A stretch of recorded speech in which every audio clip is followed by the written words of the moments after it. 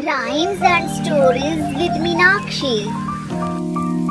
एक बहुत बड़े जंगल के बीचों बीच एक शेर रहता था जिसका नाम था लियो।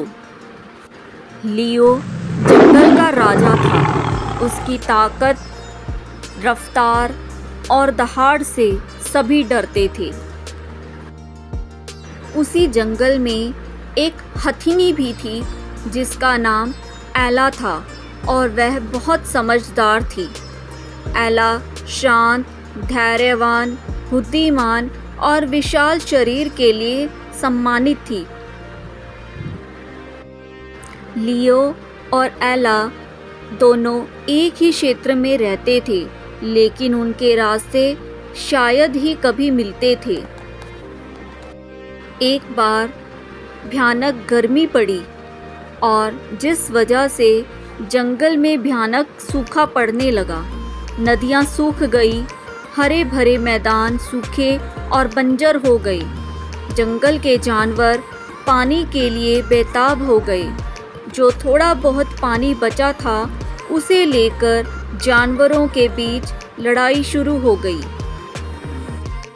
लियो इस समस्या को लेकर सूखी धरती पर पानी की तलाश में इधर उधर भटकने लगा। दिन बीतते गए और सूखा और भी ज़्यादा बढ़ता गया।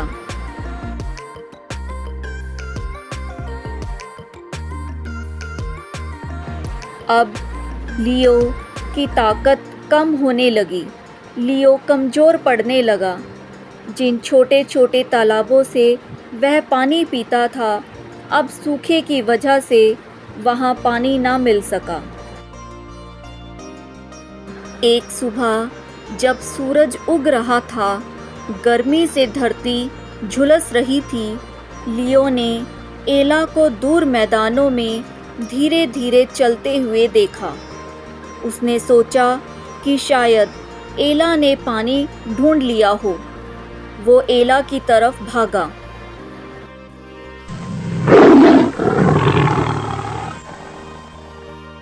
जैसे ही लियो एला के करीब पहुंचा, उसने देखा कि एला जंगल के छोटे बड़े सभी जानवरों को एक दूर पहाड़ी की ओर ले जा रही थी। लियो ने एला से पूछा, तुम कहाँ जा रही हो? एला ने रुककर लियो की ओर देखा और बोली, मैं इन जानवरों को एक छिपी हुई झील की ओर ले जा रही हूँ। एला ने कहा, मैं इस झील के बारे में सालों से जानती हूँ, लेकिन यह दूर है और रास्ता कठिन है, लेकिन अगर हम साथ चलें तो वहाँ पहुँच सकते हैं। लियो थोड़ी देर चुप रहा। आखिरकार उसने सिर हिलाया और कहा, मैं भी तुम्हारे साथ चलूँगा। लियो और एला ने मिलकर सभी जानवरों को कठिन यात्रा पर ले जाना शुरू किया। रास्ते में लियो की ताकत वापस आने लगी, उस एकता के कारण जो उसने सभी जानवरों के साथ महसूस की। उसने देखा कि कैसे अलग अलग जानवरों की ताकतें उसके लिए फ़ायदेमंद थी। गजलों की तेज़ रफ्तार, चीलों की पैनी नज़र और एला की बुद्धिमानी। अंत में जब वे छिपी हुई झील तक पहुँचे तो सभी जानवर खुशी से झूम उठे। पानी ठंडा और बहुत अधिक मात्रा में था। सभी जानवरों ने जी भरकर पानी पिया। लियो अब यह समझ गया कि सच्चा नेतृत्व केवल सबसे ताकतवर या सबसे तेज होने में नहीं है, बल्कि दूसरों को एक साथ लाने, संघर्ष और सफलता में साझा करने में है।